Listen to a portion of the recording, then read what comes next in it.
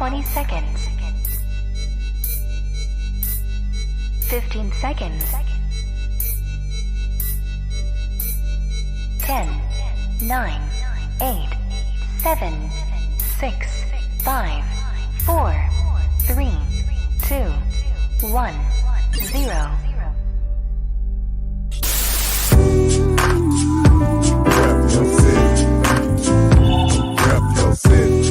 Okay. Rep your city.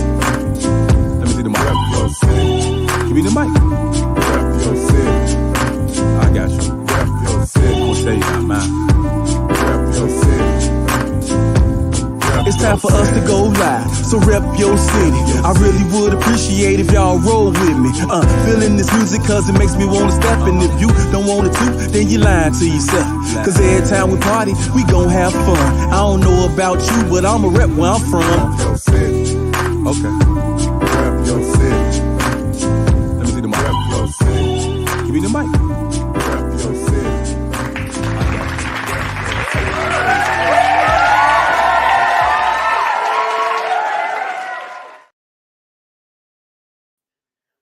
Welcome to the RYC Live show this evening. I am your host for tonight. My name is Artistic, and this is Rep Your City Fresh Friday. Welcome everyone to the show. We're back once again. We do this each and every Friday night at 8 p.m. Central Standard Time, and we broadcast around the globe. Want to send a shout out to all the hip hoppers around the world, and special shout out and thanks to my crew, my family, the RYC Live family, Mr. RYC Live himself, and Lady Alicia. Shout out to the rest of the entire team and supporters, and all of you viewers out there that tune in to us and rock with us each and every Friday here on the show. With that being said, if you'd like to be a future guest on a future show, we'd like for you to please send us an email to RYCLive. That's RYCLive at yahoo.com. RYCLive at yahoo.com. And someone from the team will be more than happy to get back to you if you'd like to be booked on a future show on a future date. So, if you have not done so already, we ask for you and we really encourage you to please subscribe to our YouTube channel. That's RYC Live on our YouTube page. And subscribe to our channel and follow us on Facebook as well, RYC Live or Rep Your City. And engage with us. Send us a friend request and follow us both on Facebook. And again, once again, if you like what you are viewing with this programming, please, we accept all monetary donations. And if you like, you can send funds to RYC Live on our Cash App. That's RYC Live on our Cash App. So without further ado, tonight we have a special guest. We try to do this each and every Friday night with a special guest. You know how we do on the RYC Live platform. It's for us, by us. We talk about our history, our legacy, our contributions, and what we got going on currently as of today. So I have another old schooler backstage right now waiting to be introduced. A brother that goes back in our circle. Big time Chicago hip hopper from the South Side, from Carver High School. You know what I'm saying? Rolling with a lot of the members from the Chirac Nation, you know what I'm saying? And he's going to be here tonight to tell his story. I'm looking forward to it. We're going to share some images and talk about his history and a lot of the things that he has done and some of the current projects that he's working on today. So without further ado, I'd like to introduce my man, my homeboy, my brother, Dollr Billsko. Wow, man. Thank you so much, man. I am honored to be on this show. That was a great introduction, man. Thank you. Thank you, man. Hey, man, I appreciate having you, man. Welcome to the show, man. How you been? I'm good, family. Thank you for having me. Again, I'm honored to be here. So I'm like a kid in the candy store right now. That's what's up, man. You know, we try our best to make sure that everybody that we have on the show, we want them to feel welcomed. We want them to feel, comfortable, and just have fun, man. I think a lot of times people forget that the essence of hip hop is about having fun. You know what I'm saying? Yes. And outside of being Yes. creative, we gotta have fun. You know? Yeah. Yeah, Yep. yeah, Yep. yeah. So, and especially under the circumstances that we're under now, with some of the people taking these avenues and turns, under the umbrella of hip hop, with all this violent stuff, Yeah. the Yeah. drugs and the gang banging and killings and shootings and stuff like that. And that's just that was why we created hip hop, to get away from that type of stuff. Yes, exactly. Exactly. Yep. So since you are from Chicago, and we want to go all the way back and talk about your beginnings in the hip hop culture, what was it that influenced you, and when did you start? Like most of us, the first time I heard Rapper's Delight was like, wow, what is this? We from Chicago, so Chicago was more like a blues, R&B type of city, you know what I'm saying? So I grew up mainly on R&B, and anyone from Chicago know that we grew up listening to great DJs on the radio station like Herb Kent, even when Tom Joyner was there, Doug Banks. So I was always into R&B, but when I heard Rapper's Delight, it did something to me. I had never heard that kind of song on the radio. So again, Rapper's Delight, for a lot of us, just like me, was kind of my way into it. And at that time, that was the only rap record on the radio. So you just kept waiting until you hear that one come on. But it started right there in 79 when I first heard Rapper's Delight. Nice. So so that was kind of like, an introduction, so to speak, of course, for a lot of us. But what Yes, followed after you hearing that particular song? Because that was in 79. So yes, sir. what kind of was like the trail that led you to becoming who you became? Again, like as you stated, that was 79. So between that and 85, it was just a lot of me just listening to rap music. Okay. And in Chicago, the culture wasn't really there yet. I remember you and I were talking, and you said it was cats popping in 82, but I didn't see none of that. I didn't really get introduced into the culture until 1985. It was the summer of 85, and a friend of mine I was hanging out with, someone he used to play football with, came on the block looking for him, and he happened to have a radio with him, and he was playing some rap music I've never heard before. All right. So he came, we chilling, and so I got to just listen to what he was playing. So one song came on and sparked my interest. So I was like, what's the name of that station? And that's when he said, oh, dude, this is WHPK 88.5. And so it was listening to WHPK brought me into the fold, and that was 85. And then a few years after that, actually I started rapping in 85, but I didn't cut my first record till like 88. But it was that moment, summer of 1985, that got me into the culture. Okay, so now let me ask you this. Because you went to Harvard, right? So you went with some big wigs at the time, Yes, at sir. Harvard High School. And I think all high schools had some players, players in the game of Chicago hip hop.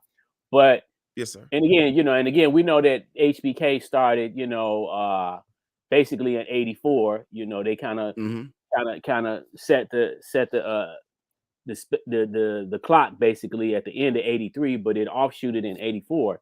But again, a lot of us, probably didn't tune in right away because we didn't know it existed.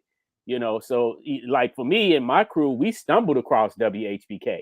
You know what I'm saying? We just happened to turning the dial, and my homie heard some rapping, and it was kind of staticky, but he turned around, he like, hey, y'all, listen to this.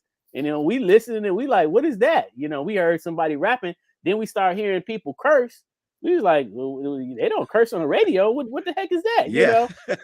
And so when he kind of tuned in and we heard them say WHPK 88.5, that's when we said, okay, you know, let's check back next week, see if they do it again, because they had talked about doing more shows, you know. Yeah. And from that point, like you said, we were hooked. But prior to that, for me and my crew, because I grew up on 101st, we listened to WBMX. So, you know, in BMX, you know, before HBK, because BMX started in 81, okay, with in terms of the Hot Mix 5. So we were listening to, you know, Farley Funkin' Keith, you know, Scott Smoking Seal, you know, all the Hot Mix 5 DJs, right? And I found it to be interesting because, again, I'm a little kid, so I didn't know nothing about DJing, didn't even know what hip hop was at that time. But I knew there was something brewing. I knew there was something brewing going on because I could feel it. And, you know, and I just remember them playing stuff like Planet Rock by Africa Bambaataa and the Soul Sonic Force, Play That Beat, you know what I'm saying? You know, so these were songs, even The Message, which came out in 82 by Melly Mel. Okay. So I knew something was, you know, something's happening. You know, like I had heard Rapper's Delight, but then when I started hearing these other songs afterwards, you know, Rapper's Delight was definitely an introduction. Also Curtis Blow. Yes. You know, Curtis Blow came out with Christmas rapping in 79. You know, so you had you had things happening, and then you had Blondie in 1980. You know what I'm saying? With Rapture. You know, so stuff was playing, and you had to really be listening, but it was BMX that did it because obviously, you know, house music was brewing as well, just like hip hop was in Chicago. But BMX was giving us like a pot of gumbo for all of that. You know what I'm saying? In my opinion, because, you know, they was playing disco, they was playing R&B, they was playing electro. You know what I'm saying? They was playing funk. You know, so they was mixing all of this stuff together. And I was like, what in the world? And I remember they were so good with blending records. I remember I used to think that's how the song, I thought those blends that they were doing in their mixes was how the entire record was made. You know, I didn't know that they was mixing this stuff, right? You know, and I'm just listening to it, and I'm like, okay.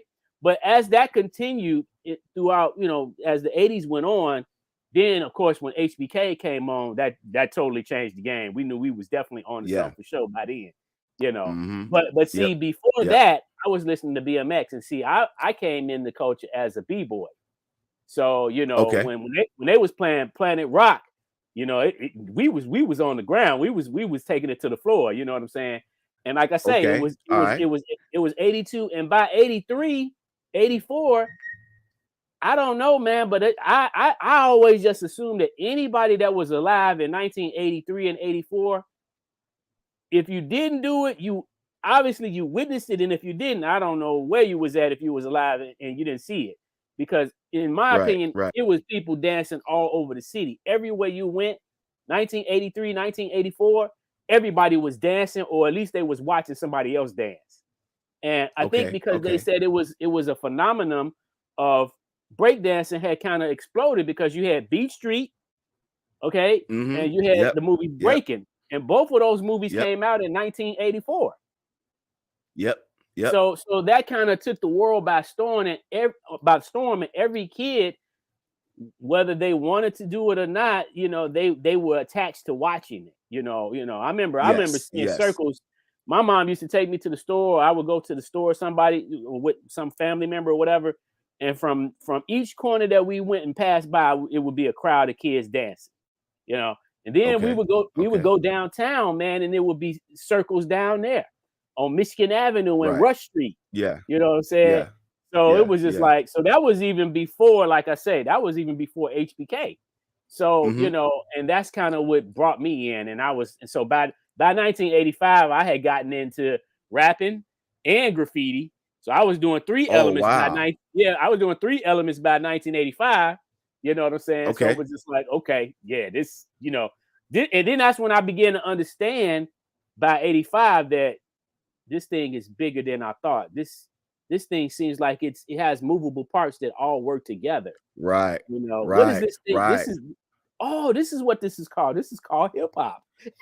Yes, yes. And you know, and you're absolutely right, because I didn't really get involved in the culture until 85, but I was watching the beat street and the breaking. I Yeah. was seeing around by 84, that's when I started seeing more of the culture come to my part of the city, because I was living out in Allgale Gardens, way out in the Wild Hundreds. Yeah. So I didn't really start breakdancing until after I started rapping. So I started rapping first.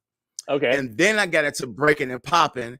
And then when I met Lee in high school, he introduced me to tagging. I wanted to do graffiti so bad, but I didn't have that, but I at least wanted to perfect my tag. So it was Ice Lee that introduced me to tagging. So I started rapping first, then get into breaking and popping, and then I got into tagging. And then later on, when I got here to Tennessee, I started getting into my zigger right quick. Yeah. And that's cool. You know, I think we all kind of have different experiences based on where we come from and who we were around. Because in my neighborhood, again, I was from 101st, so that's the Roseland or Rosemore community. And I had never witnessed a guy anybody pop in person at that time. Like we seen it on TV, but I had never seen anybody do it in person up until my homie Brian came from California, because he had went out there to stay with his mom, and then he was taught by some of the poppers out there in California. And he brought he brought the style back to Chicago, and he shared it with us right on our block. And he was a good ticker. He could tick real good. And when he did something, you know, he did like a whole routine. And when he did it, man, we were mesmerized. We were blown away. We was like, bro, how you do that? It didn't look like he had a bone in his body, you know. And after that, man, we formed a crew immediately. Okay. So back, what's the name of y'all crew? We would call the Egyptian Breakers. Okay. Yep. We called the Egyptian breakers. The Egyptian thing was in. Yeah. Yeah, because we used to tut a lot. You know, we had a whole tut routine. Yep. Okay. All right. Yeah. And we thought the name was unique. You know, we thought it was different, so we rolled with it. Yeah. You know. Yeah. All right. For sure. Yeah. For sure.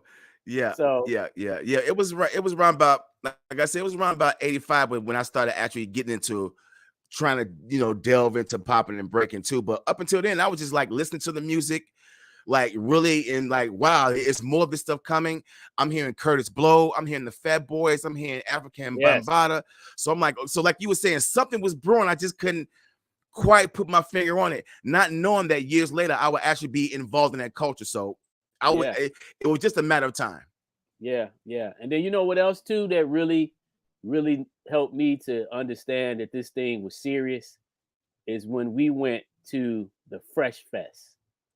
So you know the Fresh Fest kicked off in 1984, and it started. You know, it was a traveling tour. You know, they had on the lineup, they had Curtis Blow, they had Houdini, they had the Fat Boys, they had Run DMC. You know, and all depending on where they went, you know, sometimes they would switch it up with acts. But that was the first hip hop traveling tour because it represented all the elements. Okay. And when they came to Chicago in 1984 and they performed at the UIC Pavilion. Okay. Wow. Anybody really remember that? Okay. You know, we was man, that was like a circus for us. It was a circus act for us, man, because you know, it was like I say, this is 1984, and we were already at the peak of breakdancing already by then. And it was just like, now you got guys on stage breakdancing and, you know, rapping and graffiti artists everywhere, people bombing and tagging on the ground and the bathrooms and everything, right? So it was just, it was just amazing, man. Like I wish I had pictures and video of that day because, you know, I wish I had stuff like that too. Was that your first concert, like your first hip hop concert you ever went to? That, if I'm not mistaken, it was my first because I don't think I went in terms of hip hop. I don't think I had went anywhere else before that. I think the Fresh Fest was my first because I was, you know, this 84, so I was like 13 years old. You know what I'm saying? Okay. Yeah. My very first concert was Def Jam 87 when I went to see LL and Rakim and at the UIC Pavilion. Okay. So Yeah, so that I mean, there's that. Was UIC the only one like booking stuff for the city at that time? What was that about? Well, so the UIC pavilion was huge, so it was a big auditorium, basically a big stadium. So Yeah. it could fit, and the Fresh Fest was huge. You know what I'm saying? It was because Yeah. they were traveling around. That's why when they hit major cities, they had to pick a big venue. And I'm Okay. sure we had other venues, but I think that one was most suitable at the time to do Okay. something like that. Because I remember like Okay. being, up in the stage. I don't know. I know we wasn't that close, but I know we was kind of back in the back, up elevated. But man, I just my memory is not that great and clear about it, but I just remember the experience was phenomenal. Run Yes. DMC, Run Yes. DMC tore the stage off. The Fat Boys, they did the song Jailhouse Rock. You know what I'm Jailhouse saying? Rock, yeah. Yeah, where they come out in the they came out in the what you call it, the stripe, white and black. Yeah, the striped jail suits. Yeah. Yeah, man. I can see that. It was, I mean, and you can see people battling all up in the stadium area where they were sitting. Wow. People in the hallway, Wow. people in the bathrooms. It was, I mean, we was blown, man. It was just, Yeah. it was, I wish, that was hip hop at its purest, because Yes. later on, by the time you, like you said, you went to the concert in '87, it had kind of, it just was about rap then. You know what I'm saying? By then, it wasn't. Sure was. It didn't show the elements like it did before. You know what I'm saying? Mm-hmm. The Fresh Fest, in my opinion, was one of the best traveling hip hop concerts ever, in my opinion. Okay. And I think there was another one. I think there was another one even before that, but I didn't get a chance to go to that one. This was one that this is when Africa Bambaataa, Rocksteady, New York City Breakers, they all went on tour, and they toured some cities in America, and then they went over to Europe, and that's how hip hop got out there at such an early time, because they went on tour, and that's how people learned about hip hop, with them going out there. And I think they went out there between 81 and 82. So this was even before the Fresh Fest. Yeah. Okay.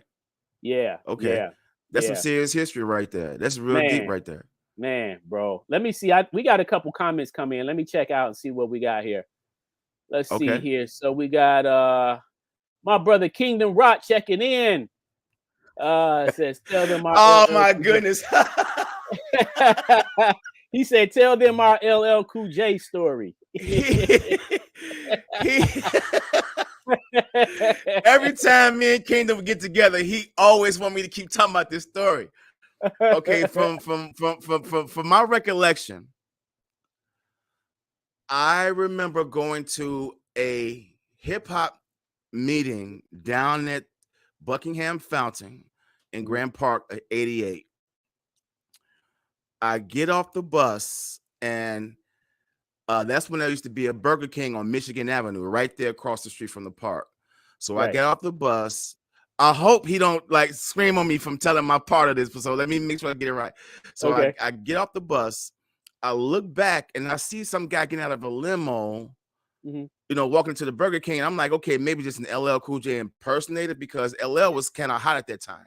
I just kind of walked towards the park, but then someone was like, you know what? Let me be a little nosy. So I had a few dollars. So I went over there to fake like I was going to buy me something. So I just ordered like an order of fries.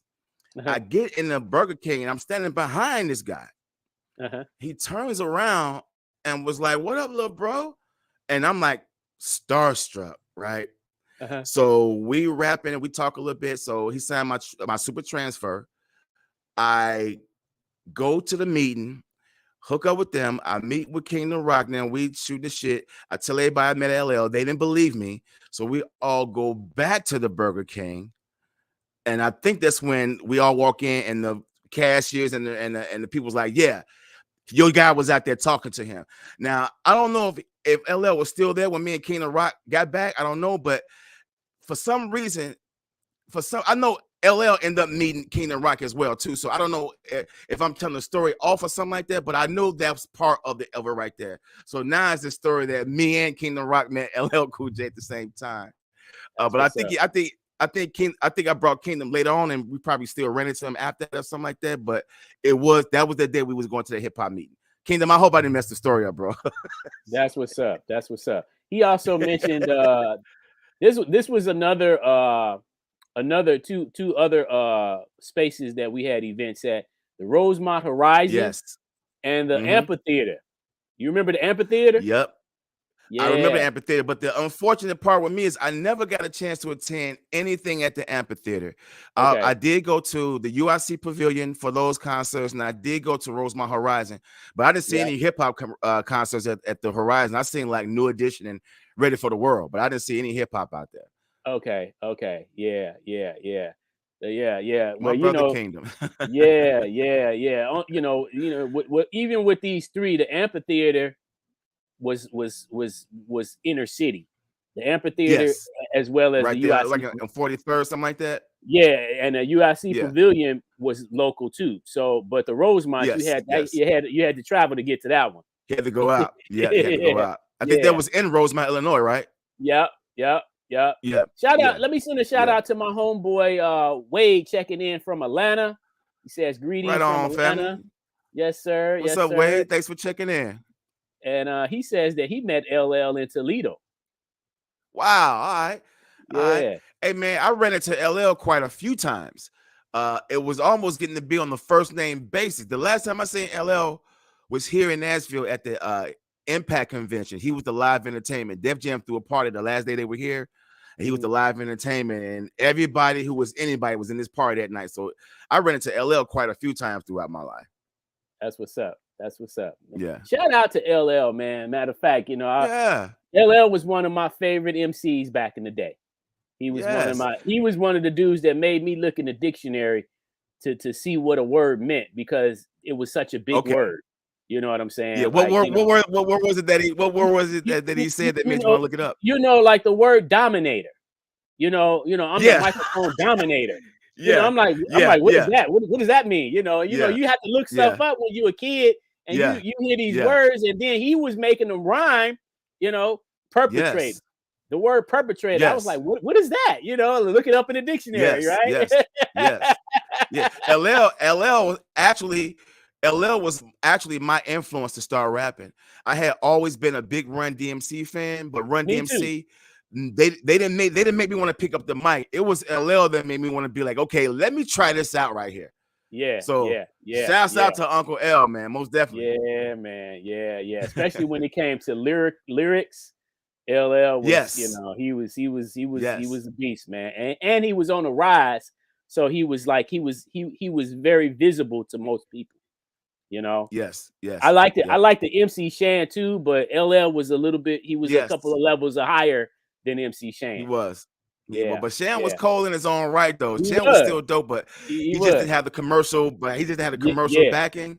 Yeah, but Shan was really tight. If Shan had some commercial backing and had quite a few commercial songs, Shan would have been all right. Yeah. Because I like both of their styles. They had this style. Me too. That just made you want to pay attention to the vocabulary. You know what I'm saying? Me too. Me too. And Run DMC stuff was basic, but it was very like bamming, I liked how they used to do the in and out style, back and forth. Yeah. And it was very catchy, you know what I'm saying? And they would who was better than Run DMC in '84? Nobody. Nobody was, man.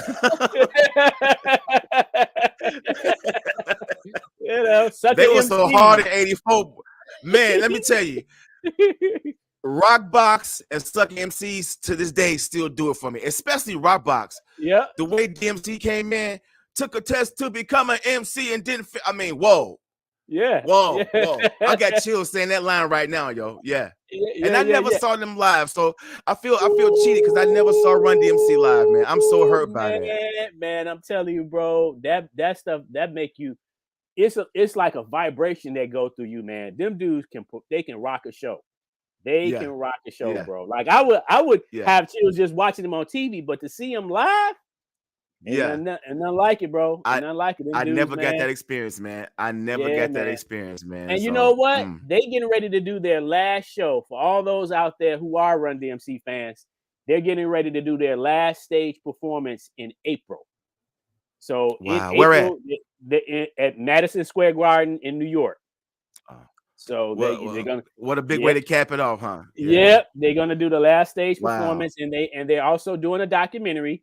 So they're gonna take parts of the performance of their last stage performance that's gonna go Okay. into the documentary. Okay. So Right on. Right on. but yeah, Right man, on. they say it's time for them to move on, and I Yeah. think that's gonna be a nice closing show. Yeah. Yeah. Yeah. Yeah, Yeah, yeah, man. Yeah, that's bad. Damn. yeah.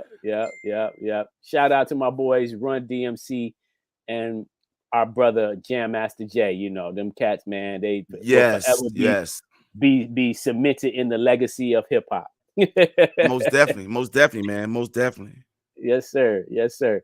So let's talk some more about you. So, okay, so as so again, now you went to Harvard High School. So, like I said, you was there with my homeboy Ice Lee, who also became Hangman later.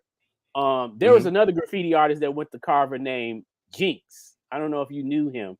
Yes, my boy Eric. Yes. Yes. I have seen. I would love to see him right now. I haven't seen Jinx, and then he changed his name to Epoch. I don't know if you guys remember that, but he changed his name to Epoch too. Now, is that the same one? Because the guy that I'm talking about, his real name was Sean. Yeah, it was Sean. He Okay. changed his name to Epoch when we were in high school. EPOCH. And people was like, "Where you get that name from?" But yeah, he was Jinx for a long time. Yeah. All of a sudden, he became Epoch. Yeah, Okay. that's my guy. Yeah. Yeah. Now I never when I met him, he was Jinx. So I never knew I never see, but I do know he was when I met him. Because he was a bomber, and I remember him like writing in my piece book and in other people's piece books. He used to write other people's names and crews, and and I thought like I was kind of because I was like, okay, I wasn't familiar with some of the crews at the time. But I knew, I knew that these were big crews like the Feds. Before I met them, I had heard of them. I had heard of them. I was like, okay, the Feds, they well known. But Jinx was but that was kind of like a no to be putting up somebody else's crew if you wasn't in the crew. Yeah. You know what I'm saying? Yeah. And Jinx would write it. He would write these crews, MPC, Feds, all these crews that he wasn't even in.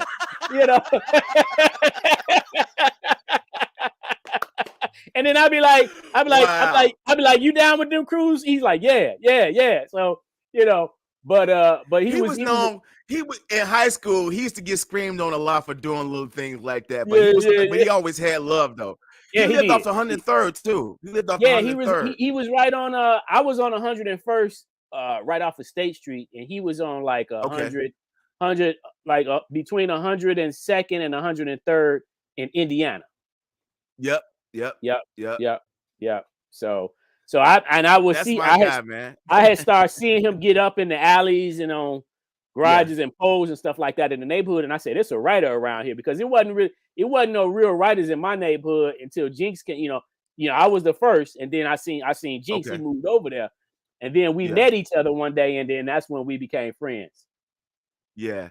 That's my guy. I hadn't seen him since high school. I hadn't seen him since those days. So I would love to see him. Is he still in the city? He is. He's still in the city. Yep. I'll tell him you said hello, man.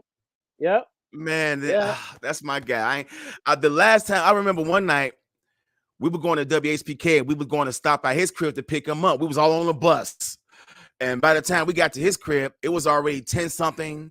And my money hair ran out, so we never even made that trip. So we just stayed at his crib for the rest of the night, kicking it. Yeah, that's my guy, man. I ain't seen him in a while, man. That's my bro. So let's talk about Carver High School and some of the artists and hip hoppers that was there. Okay. Well, I went there with Jinx, MC Pool, Big Chill from the AGA crew, Rufus Rod. Oh man, quite a few names, but those were the main ones that stood out. Danny, my boy Danny, that rolls with, they hang with Hangman. I forget his real Daniel Nash. His real name is Daniel Nash, but I forget his street name. But Okay. yeah, so it was actually Ice Lee that turned me on to Shyrock Nation. Oh, He we was all at lunch one time, you know, banging on the tables and rapping. He was like, "Yo, man, y'all want to be down with Shyrock Nation?" We was like, "What's that?" And he got to explain to him what it was. I'm like, "Let's do it." And this was before the applications and everything, so we were just right there, first chapter. You know what I'm saying?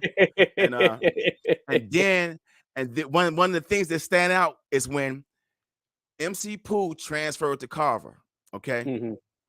so Pooh was the dopest MC in the Gardens, and Lee was the dopest MC in high school. So the rumor was Pooh was coming to Carver, and the battle was in the air already. Okay. The first day Pooh got to Carver, they was in the boys' room battling their ass off artistic. That battle was so monumental, dude.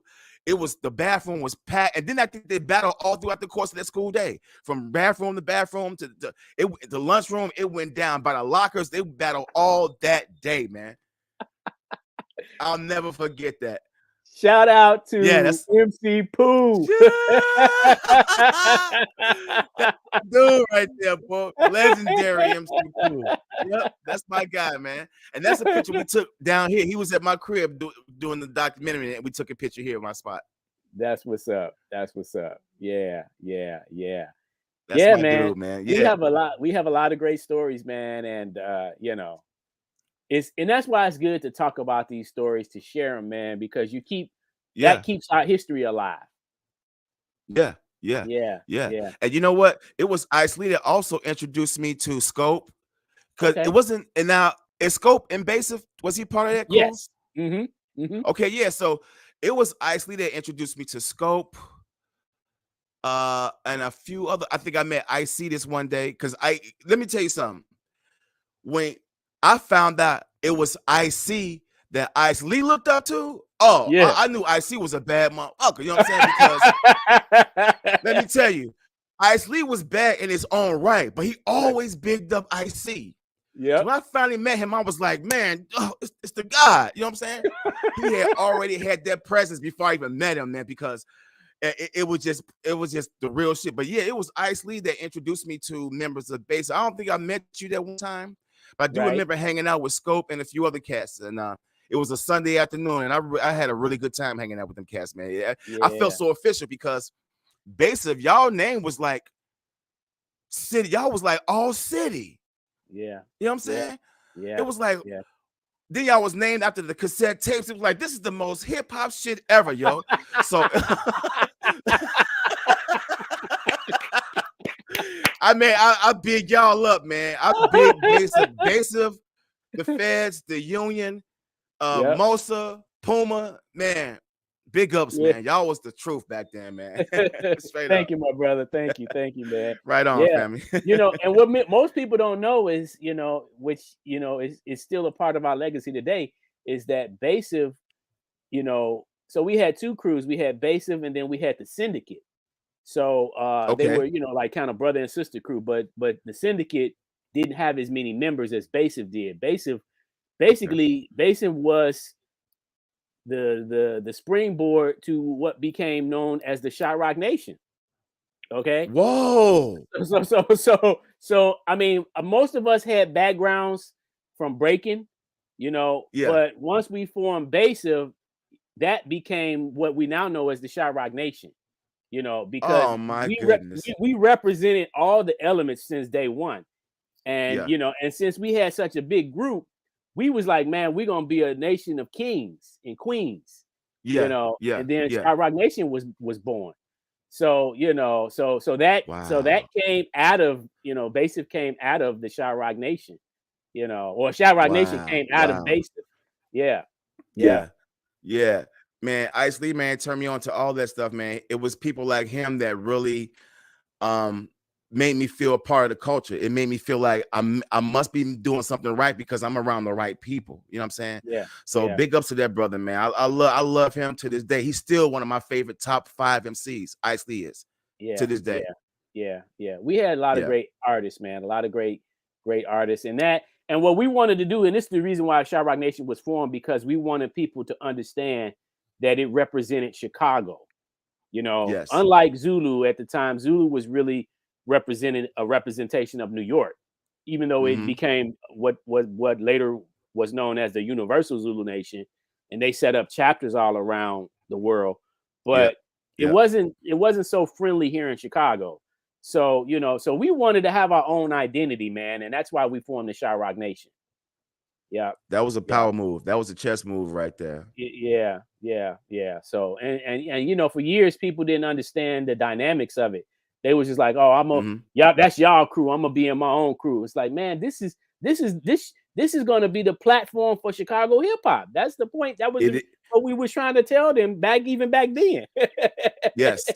I tell people all the time, the real hip hop in Chicago ain't always on the radio. It's them cats that's in Shy Rock, man. When you go to the city, you gotta ask about Shy Rock, because that's where the real hip hop is. Yeah. You know, and we was the only crew of crews that recruited people from all walks of life, all skin colors, and all regions. Yep. You know, there's nobody else that surpassed us, you know, because again, the Zulu Nation's base was New York. So they don't even really count. But I'm talking about in terms of hip hop organizations that were based and built here in Chicago, you know, nobody else lasted outside of us, you know, and a lot of the ones that were in existence back then, you know, eventually joined Shy Rock Nation. Yeah. You know, so yeah, man. So, and I think the high schools played an intricate role too, because I think at every high school, everybody represents their high school, you know, which they should, but every high school played an intricate role in the development of hip hop here in Chicago. You know, just like I think in any other city, you know, whatever city you're from, you're going to play your high school is going to play an intricate role in the development of hip hop in your city. I agree. I agree. Yeah. So that was what was up, man. So and yeah, you know man. what? I used to love I'm not to cut you off, but I remember back when the culture was, you know, starting to make its way in the city. I used to ride around, and I used to be looking out for cats who was like dressing hip hop. So the first time I ever met Tommy Boy Ski was the night I was going to the Def Jam 87 concert. I had been hearing him on the radio station forever, but when I finally met him, he was b-boy down. He had the nameplate belt buckle. He had the cutoff glue. I mean, he was b-boy to the T. So I was using him as a barometer. So when I would see cats just like him, I'd be like, oh, you must be hip hop. And I was always right. You know what I'm saying? I didn't know how to say, do you rap or something? I just be like, oh, you must be hip hop. And they'd be like, yep, I sure am, man. Where you from? I miss those days, man. I miss them days, fam. I really miss them days, boy. They were very special, man. They were very special. Yes. Here's another dope picture of you right here, I thought, man.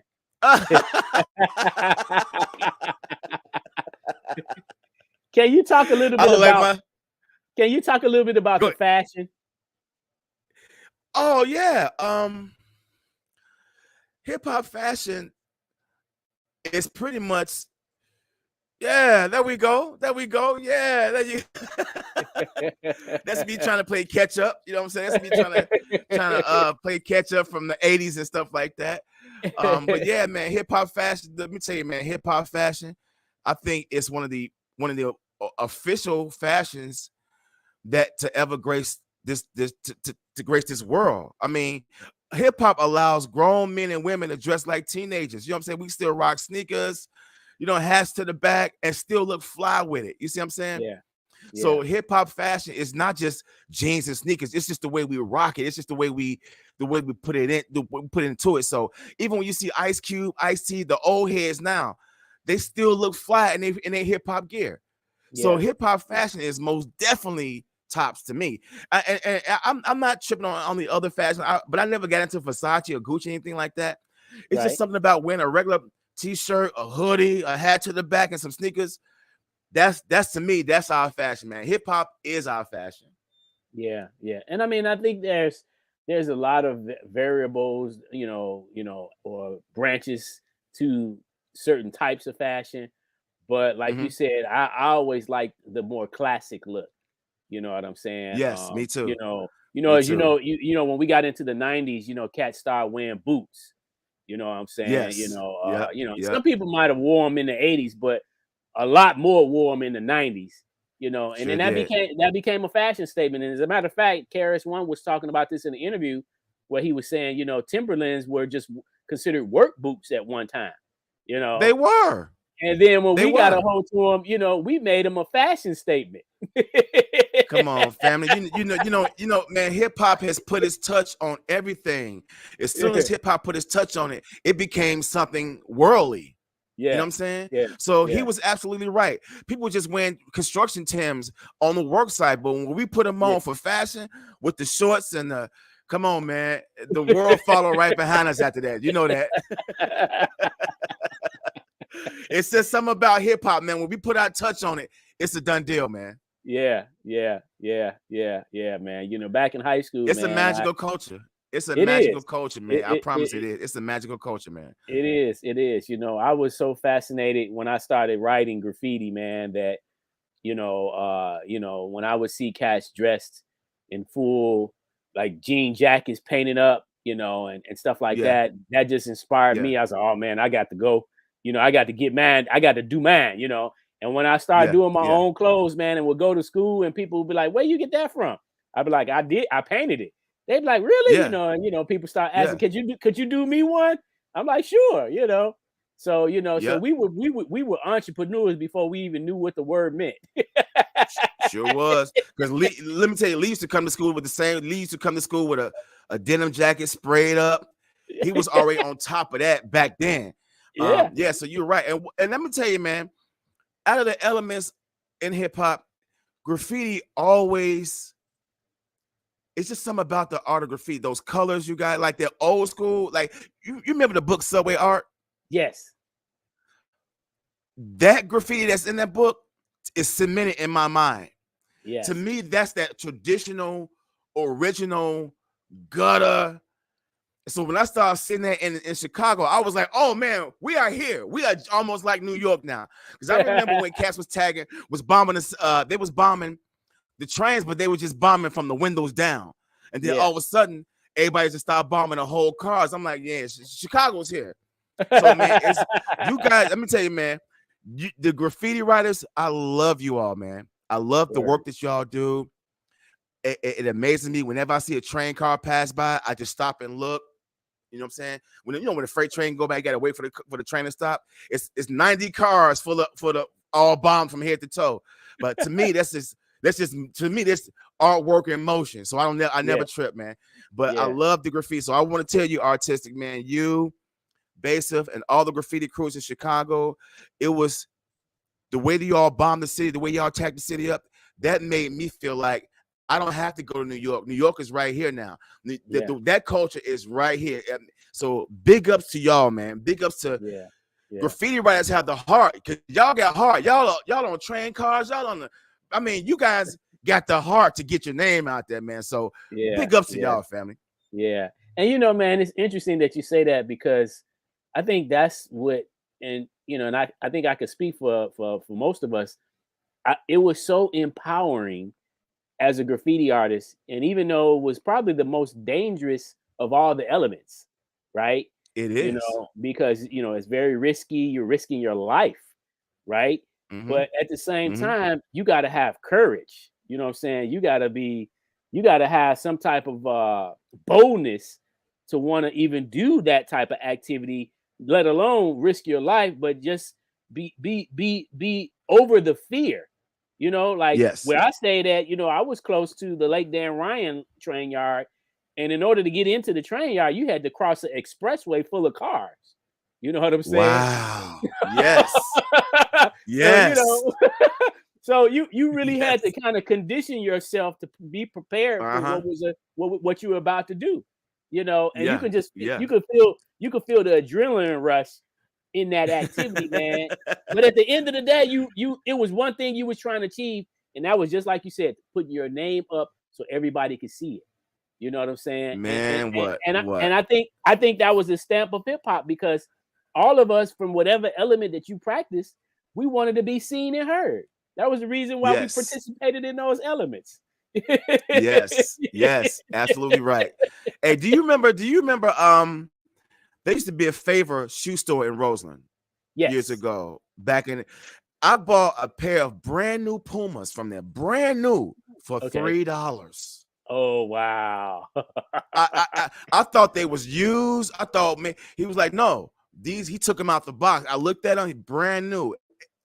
It was some kind of sale they had going on. But Okay. I walked up Okay. in there looking for some shoes, and dude said, we selling these today for $3. I was like, well, Nice. let me cop them now, man. And Yeah. I ended up Yeah. rocking them in the show I did late on that night. Yeah, man. So I remember that Favor store. I copped my first pair of Pumas from that Favor store in Roseland. That's what's up. Yeah, man. Yeah, Yeah. man. Everybody had their spot. There was we used to go to the Army surplus store in Roseland, Yeah, I because remember that spot. Yeah. they had that. And then we used to go to the Asian shops that used to sell wigs and all type of beauty supplies and stuff like that. Uh-huh. And we would get the name plates. They used to sell the From necklace. them? Yeah, where you can get Yeah. put your letters in your nameplate Uh-huh. and rock it Uh-huh. around your neck, Yeah. Yeah. and belt buckles too, where you get put your Yep. name or your crew in your belt buckle. Yep. Yeah. And also, remember Steve's Fashions in Roseland? Yep. That we used to go and get our names on the back of our shirt with the letters and So stuff. did. That's So did. everybody in the Allgale Gardens went to Steve Fashion for sure. If you want to get a shirt done, you went to Steve's in Roseland. So Yep. yeah, I remember them days, fam. I remember them days. Yeah, man. You had to represent, right? You had to represent, Yep. Yeah, Yep. man. Chicago is known for a lot of great things, man. We were one of the few cities around America that continue to have what's known as all city meetings. And Yes. Kingdom Sure and I was. were a big part of that, but along with others. But we helped kind of cultivate and nurture the concept of calling all city meetings, so that whatever element you practice, we can come together and talk about it at a meeting. And Yes. even New York Yes. didn't do that to a great deal, at least not what they call all city. You know what I'm saying? Right. They would have writers Right. meetings, but when we did our meetings as a all city, we would have the writers, the MCs, the DJs, and Sure what I'm saying. did. So we had them all. You know what I'm saying? Sure did. Sure and it did. was always amazing, always. Yep. That day at that one particular meeting where we met LL, I also met people like Color. I met Color that day. I met Fear. First time Yep. I met Fear was that day. I mean, come on, man. You all was uniting everyone with those meetings. So I wouldn't be able to get out there and know these cats if it hadn't been for those meetings. So big up for that too, man, because you all united us. West side, east side, whatever side we was, that meeting brought us all into one spot. So yes, Yep. that was a big power move for the city, man. Thank you for that too. Did you ever get the chance to meet the legendary graffiti artist from Cabrini Green named Warp? No, I did not. Okay. I got to meet Okay. Upski, but I never met Warp. Okay. Well, Warp actually was one of the first people to throw. It was exclusively for writers, because Warp and his little brother Demo were from Cabrini Green, and they Okay. threw the first all city writers meeting in 1985. Wow. and they threw it over there where they lived in Cabrini Green. Yep. Whoa. And they, yeah. And it was crazy. I didn't get a chance to go to that one, but I've heard Yeah. so many stories of people that did go, that they said Yeah. it was like, you seen the movies, you seen the movie The Warriors, right? Yes. Yes. And you know how they all came to the Bronx for that meeting that they had? Yeah. Yeah. Yeah. It was like that, huh? That's serious, Dan. That's real serious, Dan. In Cabrini Green, what? And look, everybody, Wow. everybody that was coming there. I mean, these was kids coming from all over the city, right? And Yeah. Cabrini Green was territorial, with Yes. gangs and stuff, right? But you Mhm. got all Yeah. these kids coming over there for graffiti now, and Mhm. but Warp and them had it laid out to where they were just like, I'm gonna meet you at the train and we'll escort you to, where we going. But if you Right. mention Warp name, he was well known in the Green. So if you mentioned his name, people gave you a pass, because they's like, oh, he coming to Okay. see the graffiti artist Warp. He good. Okay. Hey, you know what? I just did a show with my guy Diamond Z the other night from Cabrini Green, and he Okay. dropped a jewel on me. He said, "Remember the movie Coolie High? Yes. And the apartment that Preacher and his mom lived in? Yes. That was my homeboy's apartment. Oh, They wow. paid them to let them film it. Yeah, they paid them to let them film in that unit while they were shooting that. So Preacher's bedroom was my homeboy's bedroom. Wow. Yeah. Wow. Yeah, the room with him and the old girl got on, that was my homeboy's bedroom when they was filming it. Yeah. So Cabrini in itself is legendary hip hop. Remember Sugar Ray Dink? Yeah. He was like one of the first big names in the city to have a record out. Cabrini, you might get hit with an egg or something like that, but yeah, Sugar Ray Dink. As a matter of fact, I got him coming up on the show on the 16th of March. Oh man, what? Oh, wait till I tell my boy that, because I was just asking where has he been, and you know what? As another thing, where is Rapping Tate the Great? Where is he at now? He is no longer in Chicago. You know, he's doing like he went on to become what they call an ambassador. So he's doing a lot of like what is it called? Activist work.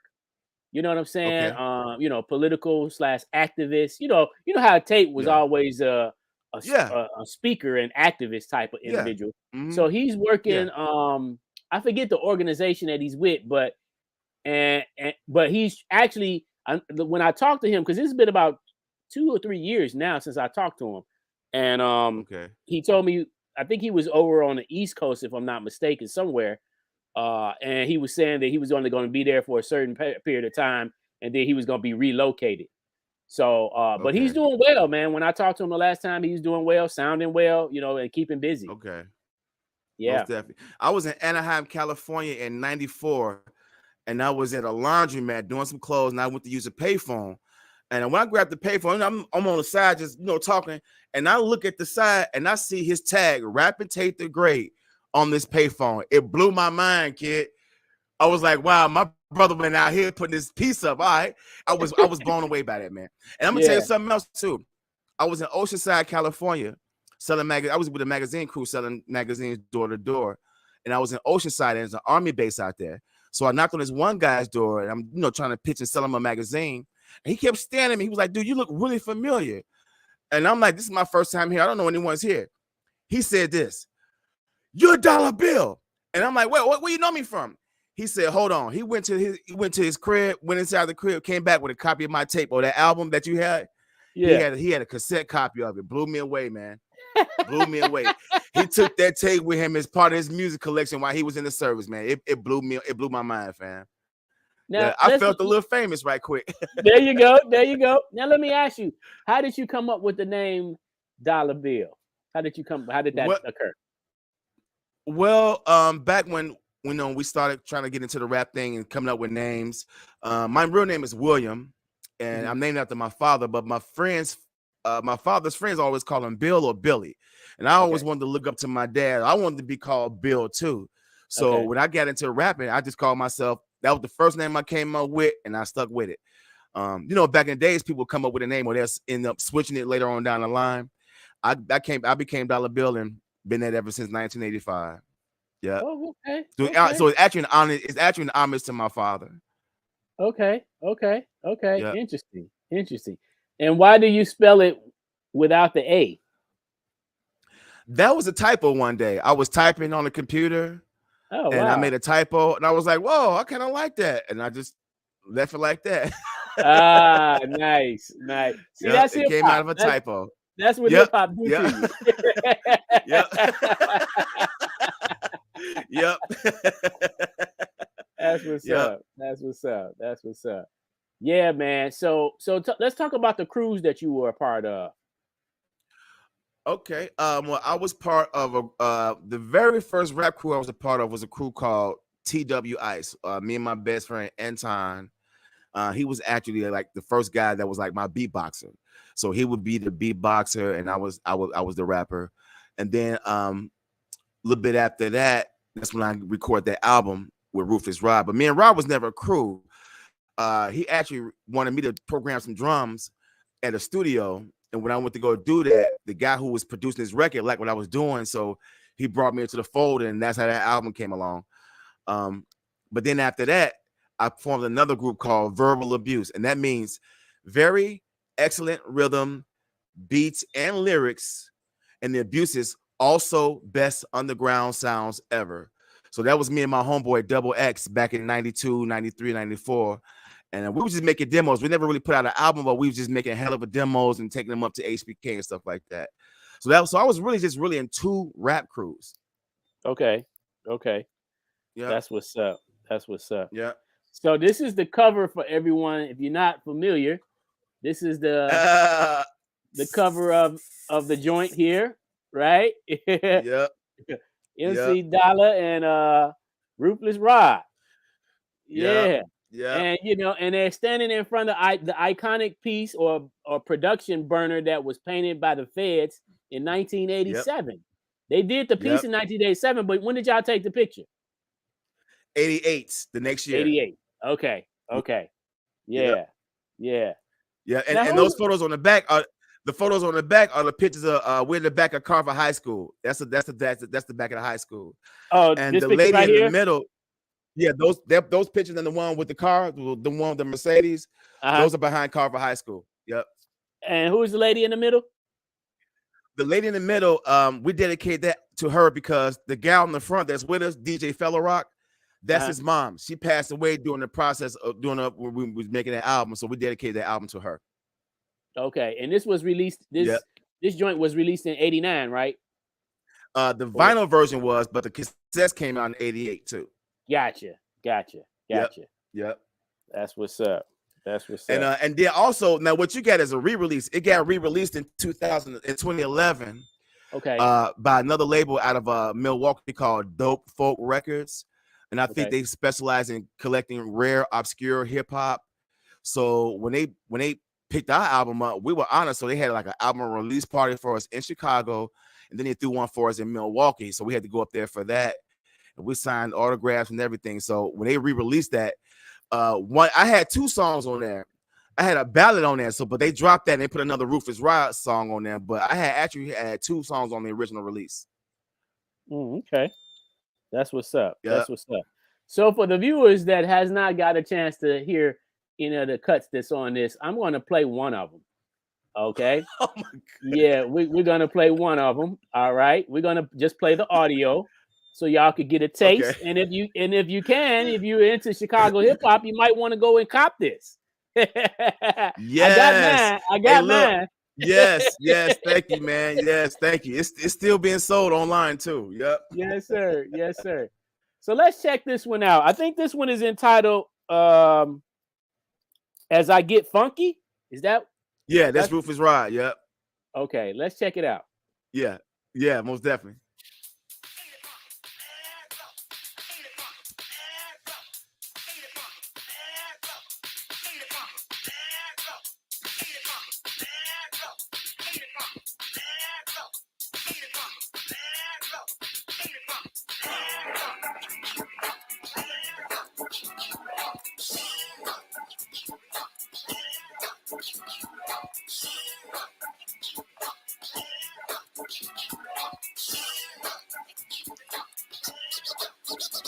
Pump it up, y'all. Let the music take you, split you in half. Cold half to break you. So deaf, stupid, and get fresh. Yeah, the high type, also the best. When I know beginner from the old school. King of the show, no, but I rule. Nice and ice, give me a slice twice. Time to get funky, cause I paid the price.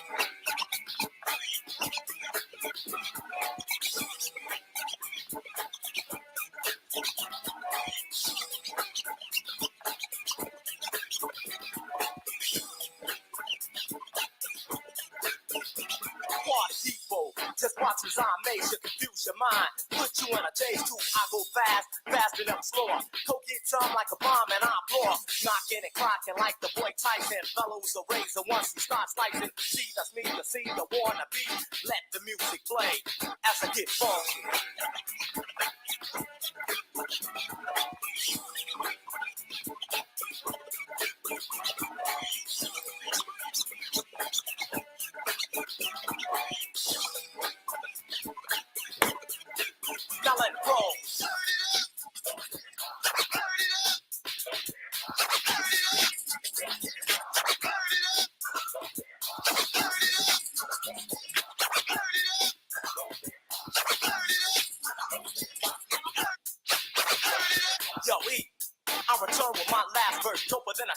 harder than the first. Fellow rock down, rip like a machete. DJs get AIDS, but still ain't ready. Ripping, never slipping, dope in the game. Maniac on wax, so you know he's the same. On the tip, cause the grip never slip. Time to get funky, I'm out of here. Rip.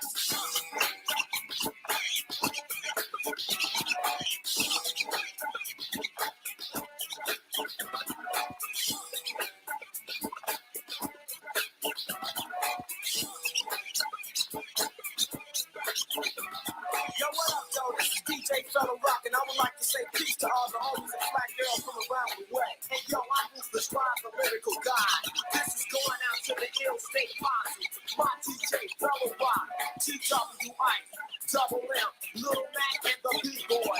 Lady T, the TNT posse, Triple S, TMC, TESD, and the super dope producer, the E.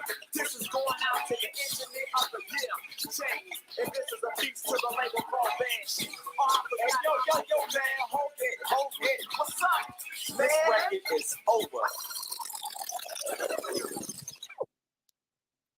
Wow. Man, that was me at the end saying this record is over. That was me at the end, the last part.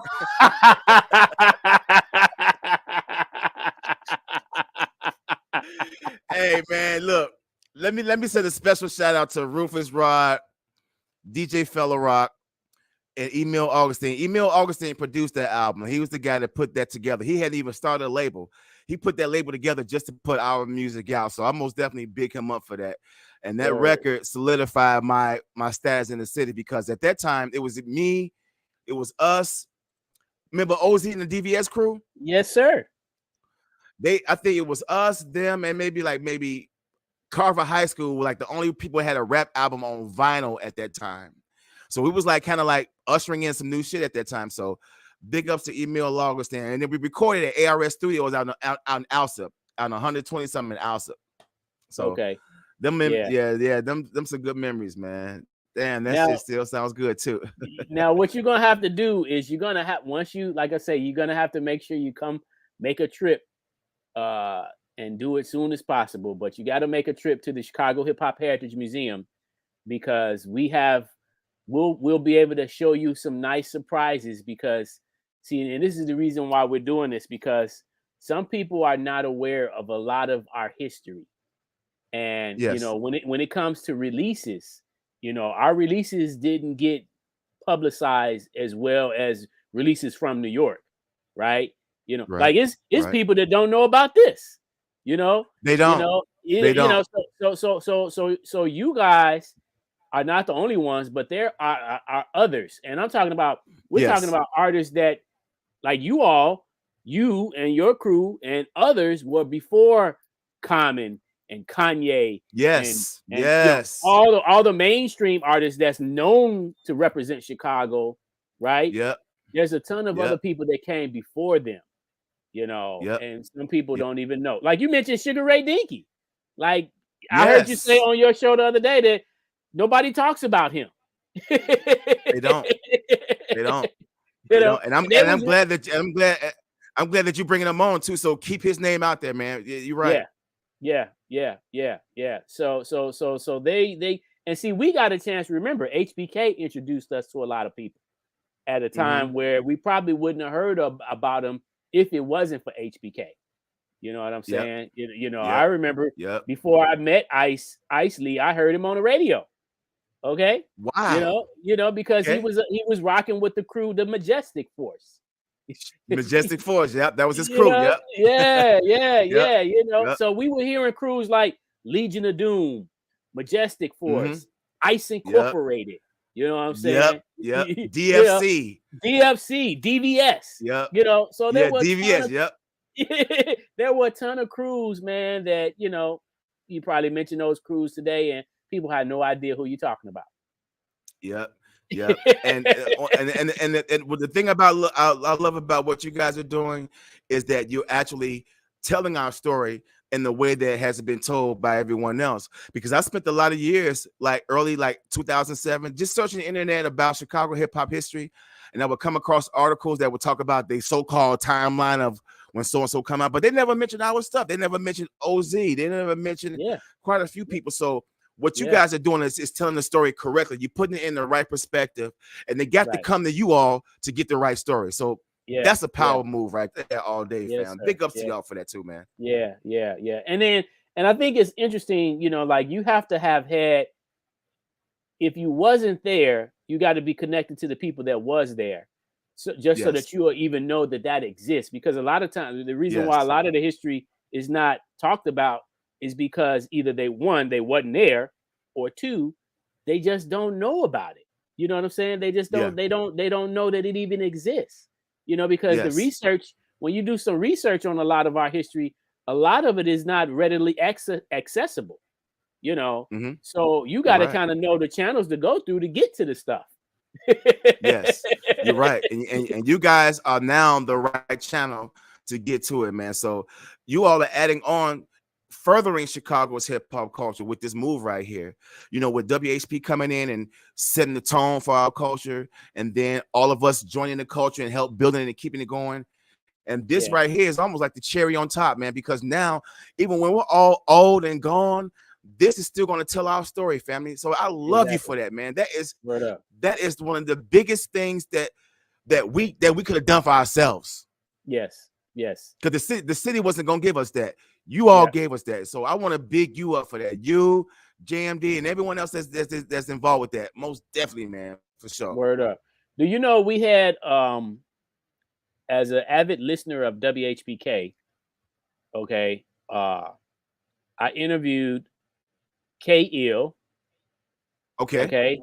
K-Ill, who was basically the first DJ to do the rap show. The first DJ.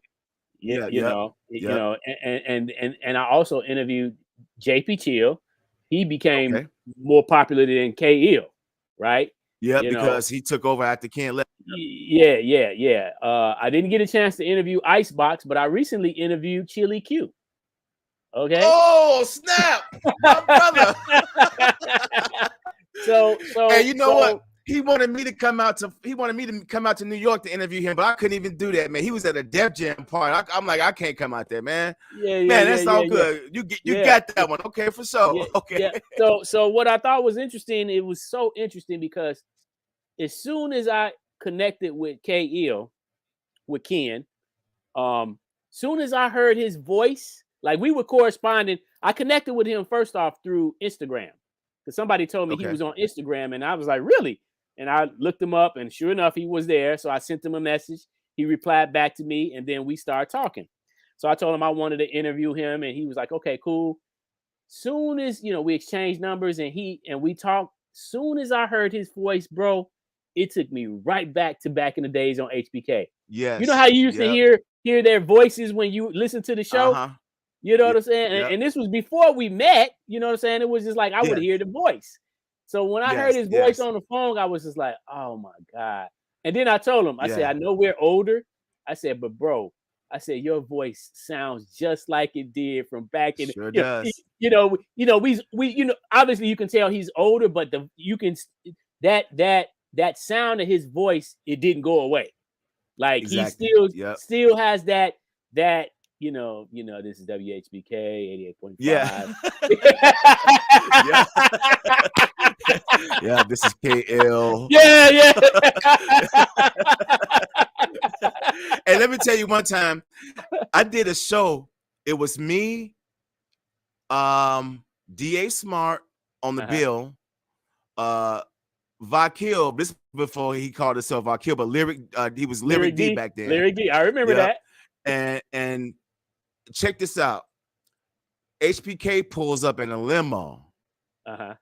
It's Ken, and who jumps out the back was DFC. They had DA and his whole crew. They treated them like celebrities, man. They just loved them so much. They had them pull up in the limo. So also who was in the house that night, but guess who else was in the house that night? Who's that? It was Cool Rock Steady and his homeboy Mellow D. Melody. Me and Melody battle right there in front of the crowd, man. He got the best of me. He got me. So wherever you ever got me, you got me. But yeah, man, I don't know what the tension was. I don't know what the tension was between me, but me and him just couldn't get it right. So we just battled right there, man. And At he got the best HPK? in him, but That was at no, HPK? no, that was at this show that we performing. We was at this lineup, so DA was part of the lineup. So they all came together. It was like KL, the HPK crew, DFC them, and somewhere down the line, here comes Cool Rocksteady and Melody, and we battled right down them steps, man. I had to get at him. He got the best of me, but I wanted to get that off my chest, man. Shout out to my homeboy brother Melody. So Mello, you know, when I hit you up, I'm gonna make sure you see this video, this interview with my man Dollr Bill. Yeah, we got it right. It was in front of the Aquinas Center on 71st and something back in the days. Yeah, so he'll remember that. I can't wait. He's down south now too. He's not in Chicago anymore either. But okay. Yeah. That's my man. I was gonna ask you if you remembered him, and of course you do. I remember him. Yes, that was the homie. Yeah. Hey, can you talk a little bit about, because you mentioned this and I was gonna say it, but you already had mentioned it. TNT Posse. TNT Posse. Yeah. I gotta remember now. Mm-hmm. That's MC Pooh. That's Yes. MC Pooh and his crew. That's Pooh, Wolfie, and Mooney. It's Pooh, Wolfie. Yeah, that's Pooh crew. Yeah, so they used to walk around with their names embroidered in their jackets and shit like that. Yeah, they was kind of fly, man. Okay. That was Pooh's crew. Yeah, that was Pooh. That was him, Wolfie, and Moon. It was dope as hell too. Now, did they have a member named DJ Adidas Down that used to roll with them at all? Not that I remember. Not that I can recall. Okay. I just remember those three always being together. Okay. Because you remember the Hummingbird over there on Ashland, on 80 something in Ashland? Yeah. So I remember seeing MC Pooh do a performance there. Okay. This is like late 80s. And so as they, you know, he and I remember him performing with a dude named DJ Adidas Down, which I understand. I don't know how true this is, but I heard that he's deceased now. But you know, I could just in fact, I still got the flyer.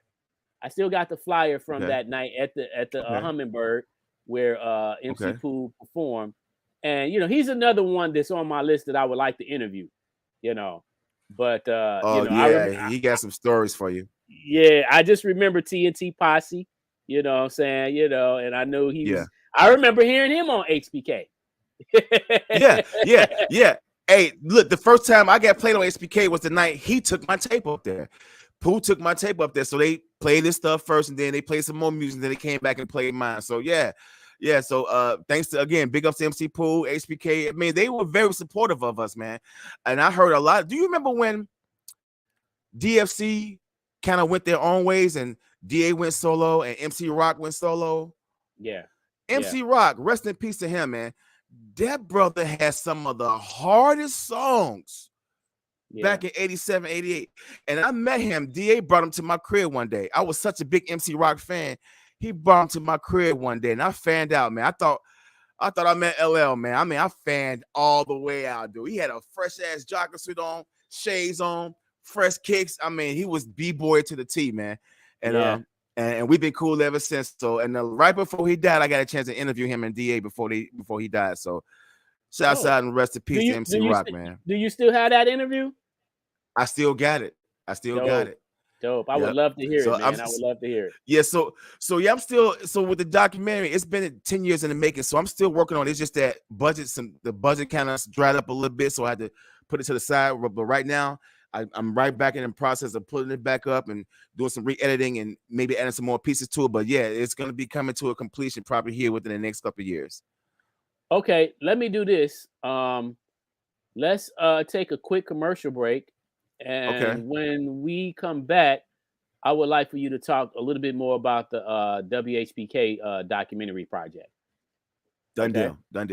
All right, let's do this. We're going to take a quick commercial break, and we will be right back. Right on.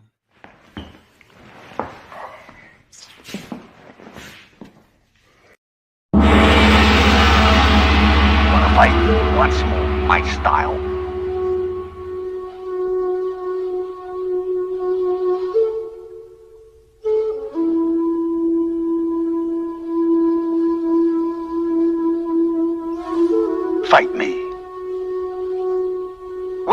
battle. Bruce Lee in the mix.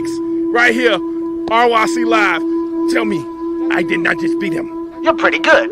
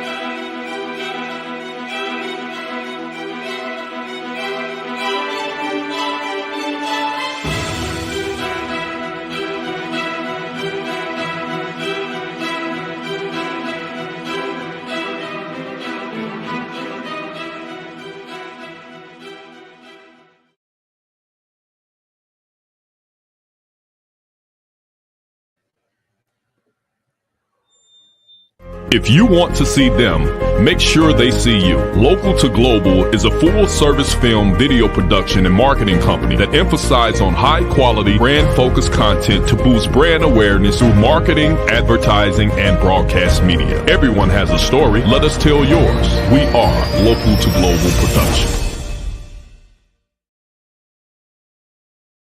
Welcome back to the RYC Live show this evening. My name is Artistic. I'm your host for tonight, and we have our special guest, Dollr Billsko, in the building, checking in one time for your mind. So let's get back to the discussion. Can you tell the viewers a little bit more, for those, especially for those that may not be familiar with this documentary that you're working on in regard to WHPK? Yes, thank you. The project is called The Pride of the South Side, the WHPK story.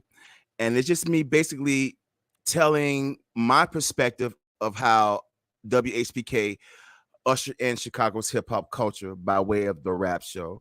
And I'm going into basically just interviewing the people who were there, the people who were actually in the culture.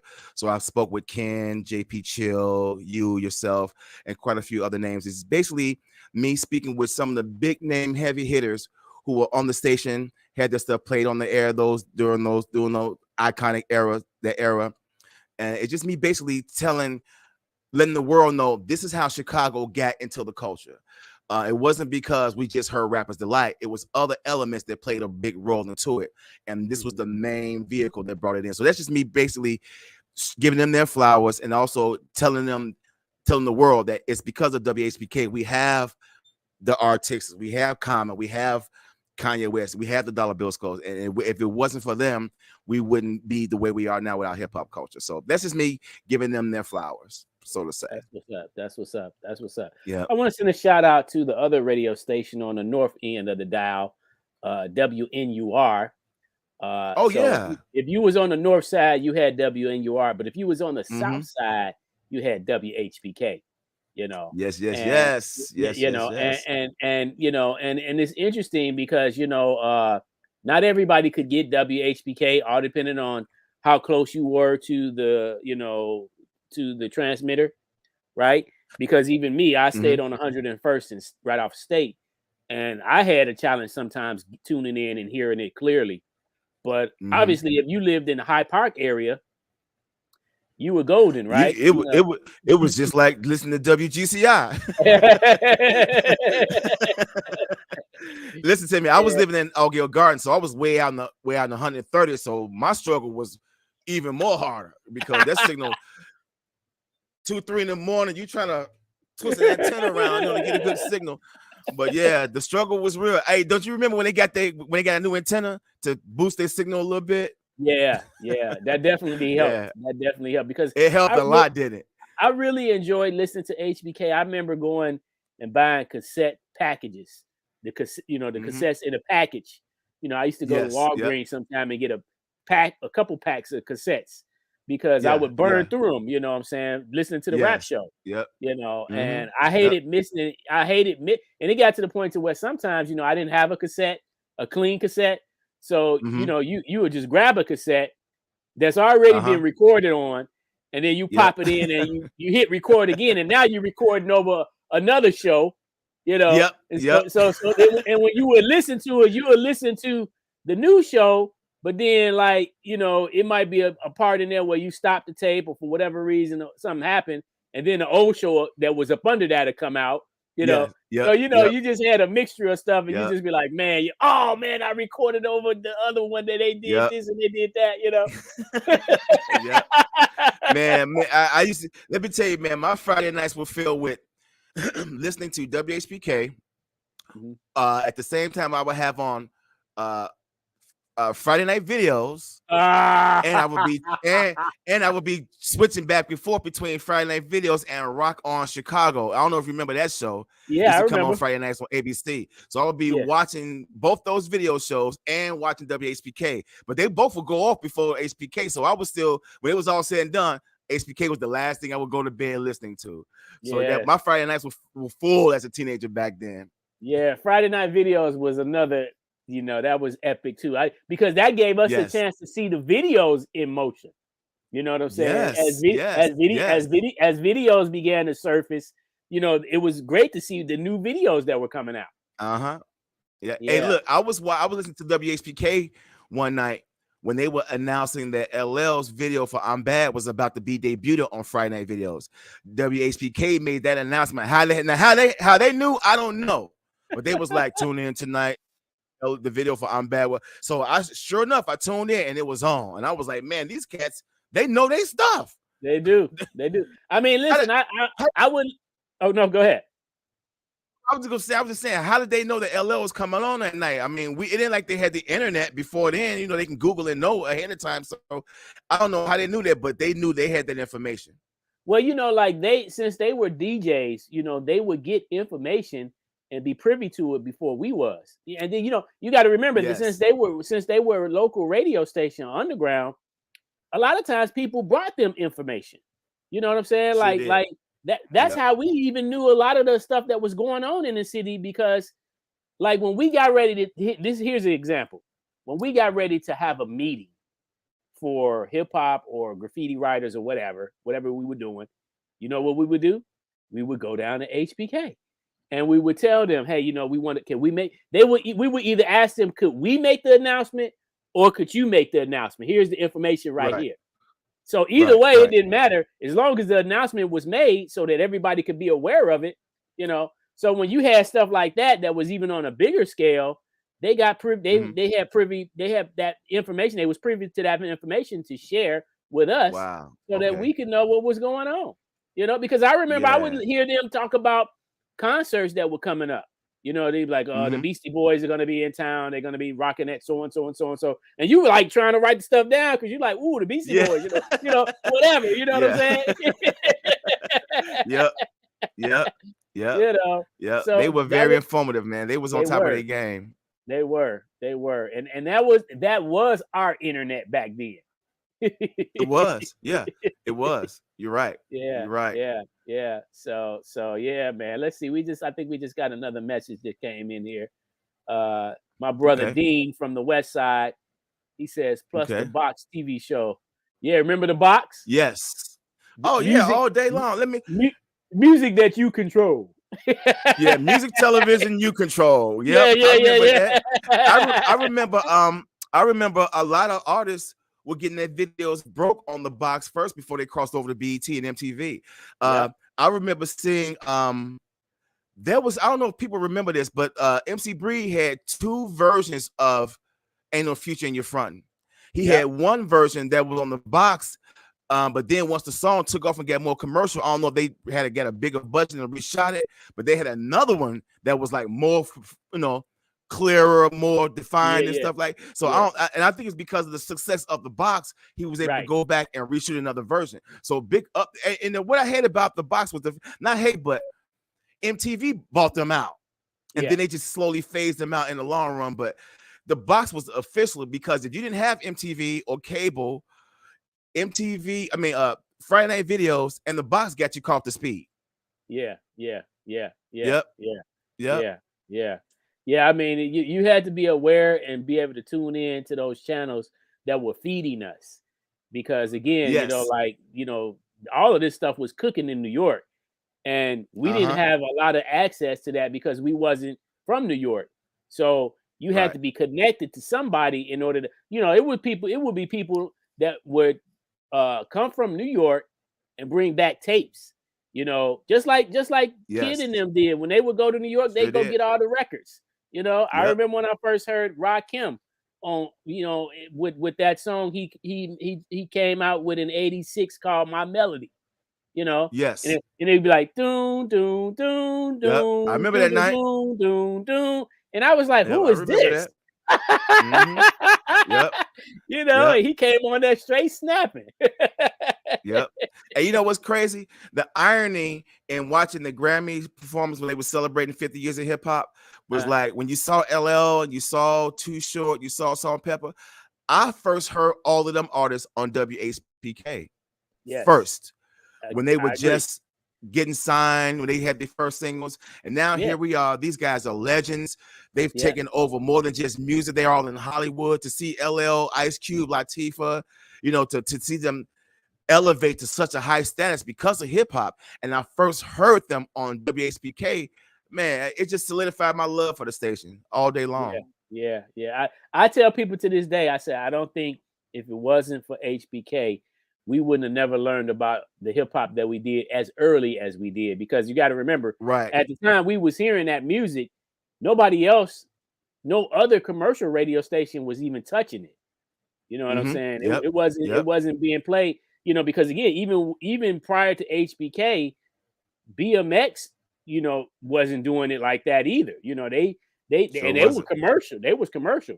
But by the time HBK came on, that just changed the whole game. Even though that was underground, because the show was specifically dedicated to hip hop. Yes. So man, it was amazing. And I remember like when I was telling the story about when I first heard WHPK, and like you were saying earlier, I was hearing all these songs with curse words in them. I'm like, whoa, what is this? And then I was hearing other Run DMC songs I never heard before. Like I was hearing I'm like, okay, I'm familiar with King of Rock, but what song is this? I never heard that before. But I'm serious. But the song that made me ask him what radio station am I listening to was when I heard Lottie Dottie. I thought it was the Human Beatbox featuring on a new rapper's song coming up. At that time I never knew that there was someone else beatboxing outside of Buffy. So when I heard Lottie Dottie, I'm like, okay, that's got to be the Human Beatbox with somebody else. Man, that song was the song that made me be like, okay, what's that station? And when he told me that, I fell in love with it. And then I started hearing Lottie Dottie on WGCI, and I was so mad, Artistic. I was so mad, man. Well, I'm like, man, he came. They had to catch on eventually, because at one time, like I said, they wasn't playing rap, but they had just like KKC, with Peak House, he had to catch on eventually. Yep. Pink House was a cool cat, man. I missed that, bro. Rest in peace to him too, man. Do you remember his rap show? I remember his rap show. I also remember the restaurant he had on 71st. He had like a little wing spot or something. He used to sell chicken wings on 71st or something. So Pink House was he was official, man. Even though he was into his house thing, I still love him for the fact that he was still supporting hip hop. So he was always major on that too. Yeah. So we got a lot of great memories, man. And again, we can't let those memories die. We got to continue to talk about them and share them and keep them alive. You know what I'm saying? Because you got to remember, there's a whole generation of other artists out here today that knows nothing about that stuff 20 or 30 years ago, or 40 in some cases. And that's why it's our duty to teach and educate them about that. Most definitely. You guys are doing a good job. And again, big ups to you all. I saw the other day, the Katie Gad band stop by there. Yes. So that's when I saw that let me know that the generation that's coming up under us, some of them are appreciating what we did for them. So for her to stop by there and show some love, that was a big up. So I love her for doing that. Most definitely. Yeah. And Katie Got Bands is young. You know, she started rapping it. Look, she started rapping in 2011. Wow. So we were already OGs by that time. So it's great to be able to see the transition and the timeline of how hip hop, everybody fits in a particular section on the timeline, you know, in terms of when you started and kind of when you kind of came to an end, or if you're still active, you know, that's even better. But, you know, we play intricate roles on that timeline, you know, and when she came in there, I had never met her before. But, you know, I asked her, I said, well, how long you been rapping? I said, when did you start? She said, oh, I started in 2011. And I'm thinking like, wow, like that was almost like yesterday to us. You know what I'm saying? Yes. You know, but, you know, but she's a young person. So, you know, it's just great to still be able to see people that's interested in getting in the game, no matter how old you are. Because like even right now, I mean, they're kids dancing. I'm talking about breaking. That some of these kids can barely just learning how to talk, and they rocking head spins and, you know, all type of power moves because they have people like us that have trained them, you know. Yep. Yeah. Yes, most definitely. And again, man, what you guys are doing, I see that as a big plus for Chicago's hip hop because, again, I've been searching the internet and I see the so-called Chicago hip hop story timeline, but no one ever tells our story correctly. So for you guys to step up and take charge of that, that's most definitely, man. Salute to you guys for that. Thank you, man, because you've actually cemented our culture. You put us where we need to be in this history, man. So that's a big move for us. Thank you, man. Word up. And in my opinion, man, we're not even halfway done. This thing is we're just starting. We're just starting. I know. And yet, you know, like you said, people have really appreciated because it's a lot of work, but it's fun work. It's fun work because, like you said, there's nobody else really doing it like that. And when some of the people that are trying, they're very selective in what they're doing. You know, like I tell people, I say, you know, I represent the Shy Rock Nation. The Shy Rock Nation is Chicago hip hop. So it's just not the South Side. It's not just the East Side. We represent the entire city. You know, so that means, you know, you gotta, you can't be biased. You got to represent hip hop around the city. You know what I'm saying? So, which means you got to know some of these people. You got to work with some of these people. You know, you got to, and if you don't, you got to get to know them. You know, because their contributions are important. You know. Yes. Do you guys have a WHPK exhibit in there, like something specifically for the station? We do. Okay. We do. We have a radio section in there, and we highlight a lot of the radio stations that played hip hop. You know, WHPK, NUR, KKC, like I say, WBMX. So yeah, we got a radio section in there, you know, to highlight, you know, any of the radio stations that had something to do with helping promote hip hop in Chicago. Yeah, I'm most definitely gonna make a trip there. I'm making a pilgrimage there. It'll be this summer or this spring, but I'm most definitely gonna set foot up in that joint. And again, I would like to, you know, have my album on, you know, as part of the history. You know what I'm saying? I would like to do official induction. Come on up there and have some people come on out, and I most definitely want to have my stuff submitted in that museum, man. I really love what you guys got going on. Thank you, man. And we'll make that happen. So in conclusion, what would you like to say to any up and coming artists today? Well, I would say that any up and coming artist today is never compromise. Stay true to your craft. Stay true to yourself. There's a lot of distraction out there. There's a lot of yin and yang that's going to try to get you off, but always stay true to your culture. And especially if this is something that you really love, give it all you've got, because you're not just a rapper. You're a poet. You're an artist. You're giving us something that some of us may need. Some of us probably had never seen before. So keep yourself true to your craft, and most definitely preserve the culture. Do everything you can to preserve the culture. I know a lot of music out there. It ain't my steez, but I do appreciate the fact that they keep the culture moving. So whatever you do, preserve the culture, just like my guys are doing in Chicago. Preserve the culture, most definitely. Word up. Yeah, man. So how can people connect with you? Anybody that may not be familiar with you, how could they connect with you? Well, you can find me on YouTube on my Back and Forth page at the Back and Forth Show. You can find me on Facebook at my Dollr Billsko page, and also all the like Twitter, Instagram is all on the Dollr Billsko, DOLLRBILLSKO, and you can find me there. And also, I got some new work coming out. Again, I'm producing with this guy. There's gonna be some new good stuff coming out. Also, I got a surprise too. I've been back and forth with a major hip hop legend. Looks like we may get a chance to do some collabing, like me producing for him. So I won't say any names, but when I get the official green light, I'm gonna let Fresh Fridays and my guy and them know first who I'm gonna start doing some work with. So I got some good things coming in 2023, fam. So it's going down this year. Word up. I can't wait. Yep. Thank you. All man. right. Well, And hey, man. Thank you for having me on too.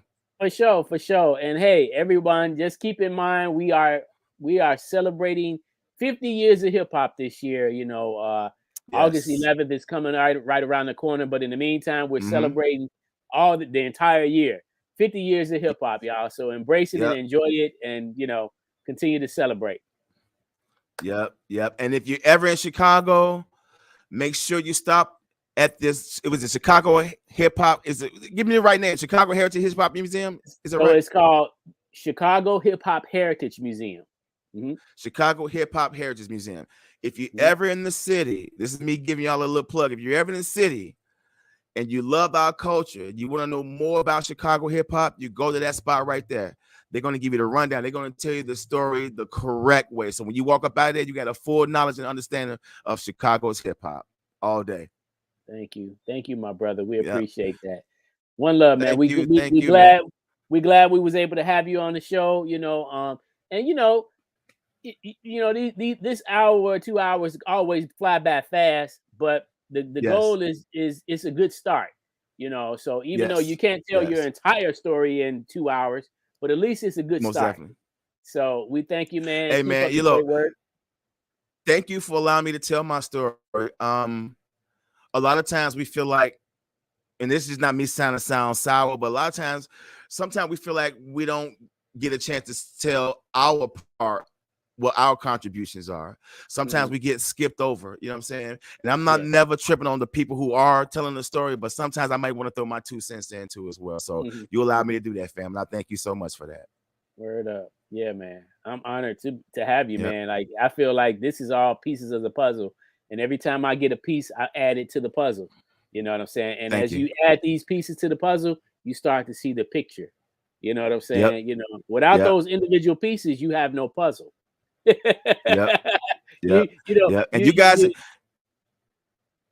gonna be large. Get ready to do some expanding, because I don't think you guys will be able to fit in that little one spot here in the next few years. You guys are what everybody been saying. Gonna grow. It's coming, man. What you're onto something. Believe me, you're onto something, man. Because again, hip hop is being celebrated 50 years, and now you guys coming in with this Chicago Heritage Hip Hop Museum, telling the Chicago side of it. Other parts of the country having their museums coming up. You're right on time, family. So right the hell on, man. Word up. Yes. All right, my brother. Well, hey, man, I want to say once again, thank you for being a part of the show tonight. Keep up the great work. We look forward to seeing and hearing more from you in the future. And we look forward to seeing you come visit us soon. And until we see each other again, peace and love. We'll be back, everyone, next week once again with another fresh episode of Fresh Fridays at 8 p.m. Central Standard Time. We do this each and every Friday night. So once again, tune in next Friday to check us out once again. And until then, hey, my brother, it's been one love. I enjoyed it, family. And you all could also go back. If anybody tuned in late, you can always go back after we conclude the show. The show will be archived on our page, on our YouTube channel, RYC Live, or you can check it out on Facebook, and you can share the link. You can go back and watch the playback from the beginning. So you can have it too, my brother. You can, put it on your page, share it to your friends and family, so everybody can see it. You know, it's gonna be I there will do. forever. I will do. Thank you so much. I'm honored. I'm honored, artistic. Thank you so much. And before I go, I want to say this too. To be connected with such a legend like yourself, and you guys, basically, are such a major part of Chicago's culture. I'm honored to know you personally, to be on this show, and I'm honored to share our rich history. The back and forth with us tonight was very, very needed for me, and I thank you so much. It was very therapeutic. So thank you so much for having me on, family. Likewise, likewise. Right Okay, on. my brother. Yep. One love, man. Peace out. Peace.